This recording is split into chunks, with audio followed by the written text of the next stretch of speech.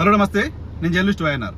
ఆంధ్రప్రదేశ్లో ఒక ప్రచారం మొదలైంది. ఏంటి ఆ ప్రచారం అంటే తెలుగుదేశం గెలుస్తుందంట, కూటమి గెలుస్తుందంట అనే ఒక మౌత్ టాక్ స్టార్ట్ అయింది. మొబైల్ ఫోన్స్ ద్వారా, ఐవీఆర్ఎస్ కాల్స్ ద్వారా ఈ క్యాంపెయిన్ కి శ్రీకారం చుట్టారు. ఈ క్యాంపెయిన్ కి శ్రీకారం చుట్టిన కీలకమైన వ్యక్తి ప్రశాంత్ కిషోర్ గారు.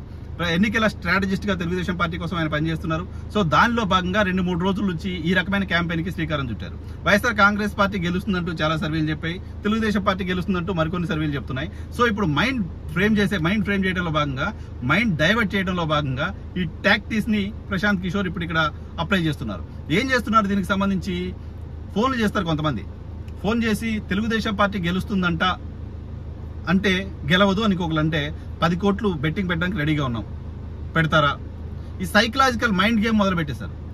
సో ఇది కొంతమందితో ఆర్గనైజ్డ్ గా చేయిస్తున్నారు. ఈ ఆర్గనైజ్డ్ గా చేయిస్తుంది ఎవరితోటి? తెలుగుదేశం పార్టీకి సంబంధించిన ఎన్ఆర్ఐ టీం తోటి. తెలుగుదేశం పార్టీకి సంబంధించిన ఎన్ఆర్ఐ టీం, ఆయా గ్రామాల్లో ఉన్న ఎన్ఆర్ఐ టీం కోమటి జయరాం కూసిన పనికి మాలిన మాటల కారణంగా ఇప్పటికీ గ్రామాల్లోకి వెళ్ళి తలెత్తుకొని చూపించలేకపోతుంది.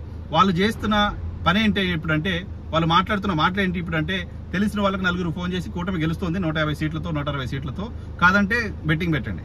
బెట్టింగ్ నంబర్ కూడా చిన్నగా చెప్పట్ల, 1 కోటి 2 కోట్లు 3 కోట్లు 4 కోట్లు బెట్టింగ్. అవతల వాళ్ళు డిఫెన్స్ లో పడిపోతారు. 4 కోట్లు 5 కోట్లు బెట్టింగ్ అంటున్నారు ఈయన. సో నిజంగానే తెలుగుదేశం పార్టీ గెలుస్తుందేమో అని. సో ఈ రకమైన మైండ్ గేమ్ ని ప్రశాంత్ కిషోర్ అప్లై చేశారు. ఈ రకమైన మైండ్ గేమ్ తో ఆంధ్రప్రదేశ్ ప్రజల మైండ్ మార్చే ప్రయత్నం చేస్తూ ఉన్నారు. సో ఇక్కడ క్షేత్రస్థాయిలోకి వెళ్ళి పనిచేయడాలు, క్షేత్రస్థాయిలో మేనిఫెస్టో చెప్పుకోవడాలు, క్షేత్రస్థాయిలో ప్రభుత్వానికి సంబంధించిన వైఫల్యాలు చెప్పడాలు, ఇవి కాదు నమ్ముకుంది ఇప్పుడు తెలుగుదేశం పార్టీ.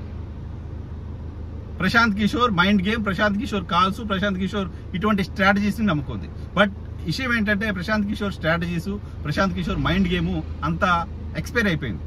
పర్టికులర్గా ఆంధ్రప్రదేశ్ ప్రజలకు తెలిసిపోయింది.